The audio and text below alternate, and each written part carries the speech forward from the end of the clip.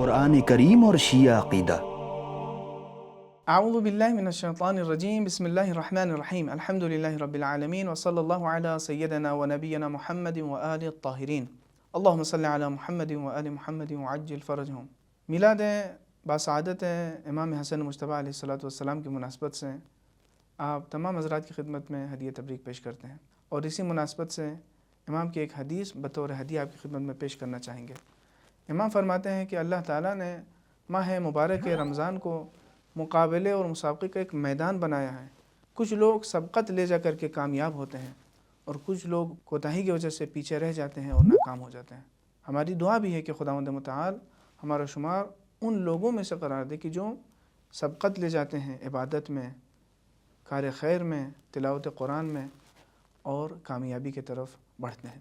ہماری گفتگو نبوت کے حوالے سے تھی۔ آج ہماری گفتگو کا محور معجزہ ہے۔ یہ سوال ہمارے ناظرین کی طرف سے آیا ہے۔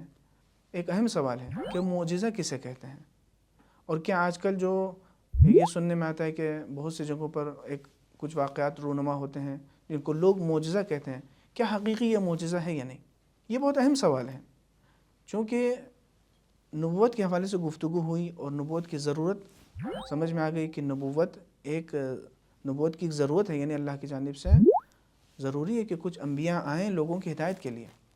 دیکھیں، نبوت ایک عظیم عہدہ ہے، نبی ایک بہت بڑا عنوان ہے، لہٰذا جب منصب عظیم ہوتا ہے تو ممکن ہے بہت سے دعوے دار ظاہر ہو جائیں۔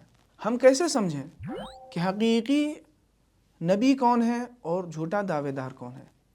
اس کے ذریعے جسے ہم معجزہ کہتے ہیں، چونکہ اگر اللہ لوگوں کی ہدایت کے لیے کچھ انبیاء کو بھیجیں لیکن کوئی ایسا ذریعہ لوگوں کے حوالے نہ کریں کہ جس سے لوگ یہ سمجھ سکیں کہ حقیقی نبی کون ہے اور جھوٹا دعوے دار کون ہے، تو مقصد ہدایت حاصل نہیں ہو سکتی ہے، جس کو علماء نقض غرض کہتے ہیں۔ یہ جو مقصد ہے، جو غرض ہے، وہ پورا نہیں ہوگا۔ اور بالکل اسی طریقے سے اگر یہ معجزہ جھوٹے انبیاء کے پاس ہو، یعنی جھوٹے دعوے داروں کے پاس ہوں، اور اس سے بھی پھر نقض غرض ہوگا، یعنی تو پھر وہ مقصد ہدایت کا حاصل نہیں ہوگا، چونکہ مقصد یہ ہے کہ انبیاء کی تعلیمات پر لوگ عمل کریں اور حقیقی سعادت تک پہنچیں۔ البتہ یہاں پر ایک بات کی یاد دہانی بھی ضروری ہے کہ حقیقی اور سچے انبیاء کی شناخت کا، پہچاننے کا واحد ذریعہ معجزہ نہیں ہے، اور بھی ذرائع ہیں، لیکن بہترین ذریعہ معجزہ ہے۔ اور جو ذرائع ہیں اس میں گزشتہ انبیاء کی بشارت، جیسے جناب عیسیٰ نے بشارت دی کہ میرے بعد ایک نبی آئیں گے جن کا نام احمد ہوگا، اور بعد میں آنے والے انبیاء کی تصدیق و تائید، جیسے رسول خدا نے اپنے پہلے انبیاء کی تائید و تصدیق کی، اور قرائن کی جمع آوری ایک مفصل موضوع ہے کہ مختلف باتوں کو یکجا کر کے ہم فیصلہ کر سکتے ہیں کہ یہ نبی حقیقی نبی ہے یا نہیں ہے۔ لیکن ان تمام امور میں سب سے آسان طریقہ معجزہ ہے۔ یہ لفظ معجزہ اس معنی میں قرآن میں تو استعمال نہیں ہوا ہے، لیکن جس مادے سے یہ لفظ معجزہ بنتا ہے، مادہ عجز یا عز، اس سے مشتق الفاظ، یعنی اس سے جو الفاظ بنے ہیں وہ 26 جگہ قرآن میں استعمال ہوئے ہیں۔ البتہ اسی معنی و مفہوم کے دیگر الفاظ قرآن میں استعمال ہوئے ہیں جن میں مفہوم معجزے کا ہے لیکن لفظ معجزے کا نہیں ہے، جیسے لفظ آیت ہے جس کی جمع ہے آیات۔ کہیں کہیں پر لفظ آیت معجزے کے معنی میں استعمال ہوا ہے، اگرچہ آیت کا اصل معنی نشانی ہے، لیکن چونکہ معجزے ایک نشانی ہے، معجزے کے ذریعے انسان اللہ تک پہنچ سکتا ہے اور اس بات تک پہنچ سکتا ہے کہ یہ حقیقی نبی ہے، لہٰذا اس کو آیت کو بھی کہیں کہیں معجزے کے طور پر استعمال کیا گیا ہے۔ اسی طریقے سے لفظ بینہ ہے جس کی جمع بینات ہے، لفظ برہان ہے، لفظ سلطان اور لفظ شیء مبین، تو ان تمام الفاظ کہیں کہیں پر قرآن میں معجزے کے طور پر استعمال ہوئے۔ چند آیتوں کا حوالہ میں جلدی سے آپ کی خدمت میں عرض کر دیتا ہوں۔ مثال کے طور پر سورہ حدید کی آیت نمبر 25 میں ارشاد ہو رہا ہے لَقَدْ أَرْسَلْنَا رُسُلَنَا بِالْبَيِّنَاتِ، یہاں پر لفظ بینات کا ذکر ہے۔ سورہ غافر یعنی سورہ مومن آیت نمبر 78 میں ارشاد ہو رہا ہے وَمَا كَانَ لِرَسُولٍ أَن يَأْتِيَ بِآيَةٍ إِلَّا بِإِذْنِ اللَّهِ، اور یہی مفہوم سورہ رعد کی آیت نمبر 38 میں بھی استعمال ہوا ہے۔ اسی سورہ مومن کی یعنی سورہ غافر کی آیت نمبر 83 میں ارشاد ہو رہا ہے فَلَمَّا جَاءَتْهُمْ رُسُلُهُمْ بِالْبَيِّنَاتِ، بینات وہی معجزات کے معنی میں ہے۔ سورہ اعراف میں جناب موسیٰ کا جہاں واقعہ ہے تو وہاں پر ہے فَأْتِ بِآیَةٍ إِن كُنْتَ مِنَ الصَّادِقِينَ، اور اسی سورہ اعراف میں جناب صالح اور ان کے قوم سمود کی طرف یوں اشارہ ہوا ہے وَإِلَى ثَمُودَ أَخَاهُمْ صَالِحًا قَالَ يَا قَوْمِ اعْبُدُوا اللَّهَ مَا لَكُمْ مِنْ إِلَٰهٍ غَيْرُهُ قَدْ جَاءَتْكُمْ بَيِّنَةٌ مِّن رَّبِّكُمْ هَٰذِهِ نَاقَةُ اللَّهِ لَكُمْ آيَةٌ۔ اس آیت میں لفظ بینہ اور لفظ آیت، یہ دونوں الفاظ معجزے کے لیے، یعنی ان کا جو معجزہ تھا وہ ناقہ، وہ اونٹنی کی جو پہاڑ سے نکلی تھی، اس کے طرف اشارہ ہوا ہے ان دونوں الفاظ کے ذریعے۔ سورہ قصص میں جناب موسیٰ کی طرف اشارہ لفظ برہان کے ذریعے ہوا ہے فَذَانِكَ بُرْحَانَانِ مِن رَبِّكَ إِلَىٰ فِرْعَوْنَ وَقَوْمِهِ۔ اور سورہ ابراہیم کی آیت نمبر 10 میں ارشاد ہو رہا ہے فَأْتُونَا بِسُلْطَانٍ مُبِينٍ۔ اسے بھی لوگوں نے کہا ہے کہ اس سلطان مبین سے مراد معجزہ ہے۔ سورہ شعراء میں شیء مبین آیا ہے قَالَ أَوَلَوْ جِئْتُكَ بِشَيْءٍ مُبِينٍ، اس سے مراد بھی معجزہ ہے۔ اب ہم یہاں پر معجزے کی تعریف بیان کرنا چاہتے ہیں، یعنی معجزہ کسے کہتے ہیں۔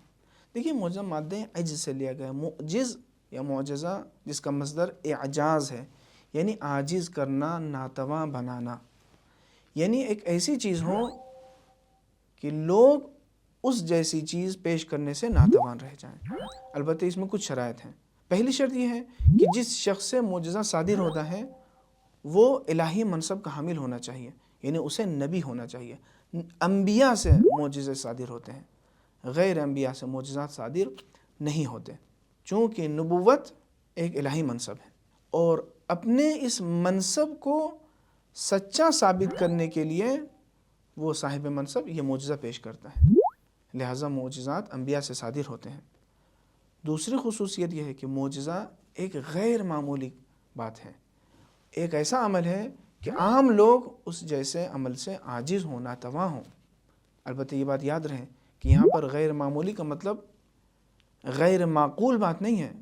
معجزات کبھی بھی غیر معقول امور نہیں ہوتے، بلکہ معجزات غیر معمولی عمل ہے، یعنی عقلاً محال نہیں ہے، لیکن عام طور پر لوگ انجام نہیں دے سکتے۔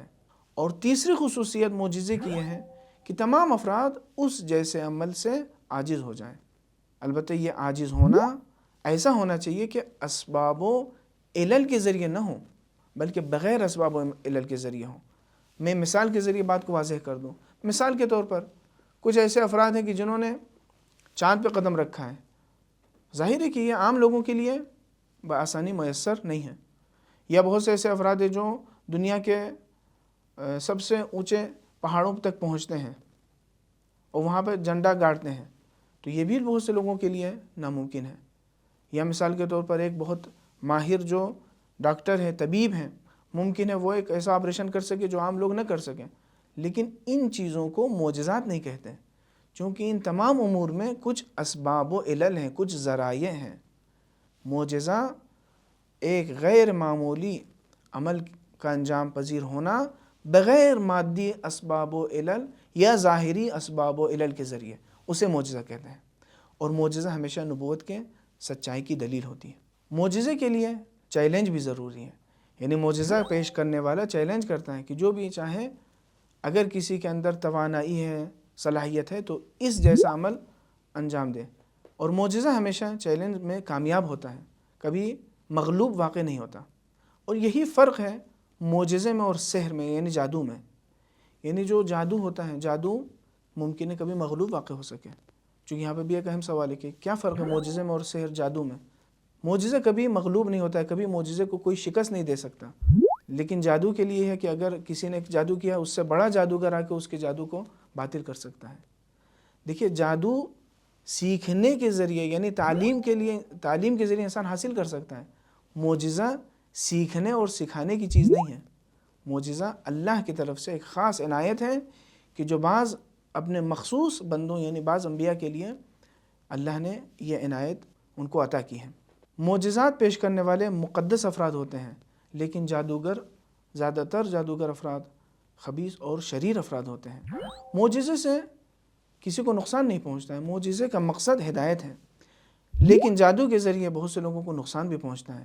معجزے کا مقصد کبھی بھی لوگوں کو فریب دینا، دھوکہ دینا نہیں ہوتا، راہ حق کی نشاندہی ہوتی ہے، لیکن جادوگر جادو کے ذریعے بہت سے لوگوں کو بہکا دیتے ہیں اور اپنے ذاتی مفادات تک پہنچنے کے لیے ان امور کا استعمال کرتے ہیں۔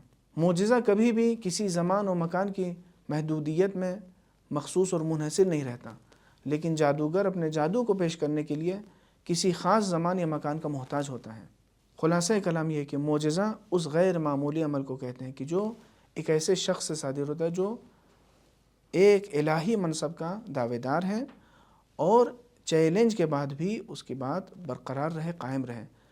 اس سے ہم نتیجہ نکالتے ہیں کہ جو مختلف غیر معمولی چیزیں ظاہر ہوتی ہیں بعض اولیاء خدا یا بعض مقدس جگہوں پہ، ان امور کو ہم معجزے کا نام نہیں دے سکتے۔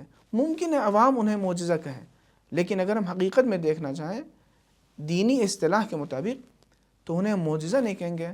ہاں، بعض امور کو ہم کرامت کا عنوان دے سکتے ہیں، جیسے جناب مریم سلام اللہ علیہا کے لیے بنا سیزن کے پھل حاضر ہو جانا، یہ ان کے لیے ایک کرامت ہے اللہ کی جانب سے، لیکن اسے ہم معجزہ نہیں کہیں گے۔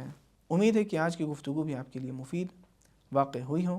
اگر خدا نے توفیق دی تو انشاءاللہ اسی گفتگو کو اگلے پروگرام میں آگے بڑھاتے ہیں۔ والسلام علیکم ورحمۃ اللہ وبرکاتہ۔ ناظرین گرامی، امید ہے آج کی ویڈیو آپ کو پسند آئی ہوگی۔ پیش ہے آج کا سوال، جناب مریم کے لیے بنا سیزن کے پھل کا آنا کیا ہے؟ آپ کے آپشنز ہیں: آپشن اے جادو ہے، آپشن بی نبی کا معجزہ ہے، آپشن سی اللہ کا معجزہ ہے، یا آپشن ڈی کرامت ہے۔